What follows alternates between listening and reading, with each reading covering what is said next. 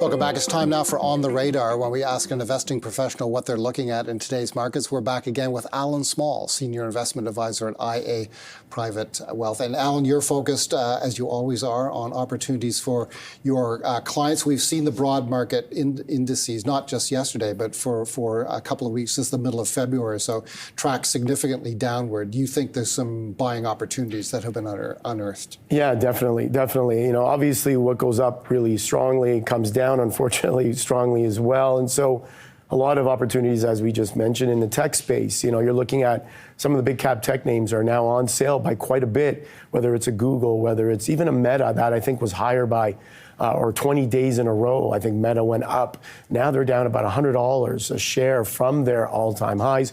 Google now trading, or Alphabet, I should say, now trading at around 18, 19 times forward earnings, a name that used to trade 25, 30 times earnings. Even Microsoft, you're looking at a name now down well below $400 a share. Once upon a time at their highs, 460. Today trades at around 388.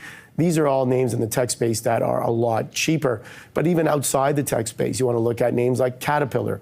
You want to look at names like United Rentals. These are the heavy machinery companies that will rent to you or sell to you heavy machinery. And then you can even go to the banks, whether it's a U.S. bank, even some of the Canadian banks like Scotiabank, now down, yielding a gain, 6% down, double digits from their highs. So a lot out there, a lot of it, as you probably recognize, south of the border, which is interesting because they're the ones that are putting the tariffs on, and yet we are seeing a lot of discounts down there. So their stock market's selling off a lot. But even here, you know, even look at a name like Celestica. Celestica, very much tied to the AI trade, down a large amount from their highs. And what is your take on what's going on with Celestica? Because it has been extremely volatile. They're the big jag down in late January, you see there, that was the DeepSeek news. And then almost immediately, over the course of 2 or 3 trading sessions, the stock rocketed higher to a new all-time high. And now it's lost all that ground again. What's going on with Celestica? Unbelievable. And it's been on a tremendous ride for investors. And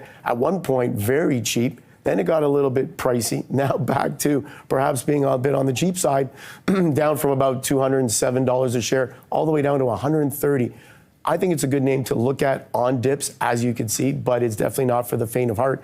It's a name that is, as I said, very much tied to the AI trade. AI tied very much to the chips, China, and whenever we see any issues there with respect to drawbacks with respect to sending chips over to China, as we said earlier, this is a name that will be affected. And Celestica is going to move with a lot of the, even though it's not necessarily a semiconductor chip maker like we've seen with NVIDIA and AMD, which is down by more than half its value from its highs, AMD is.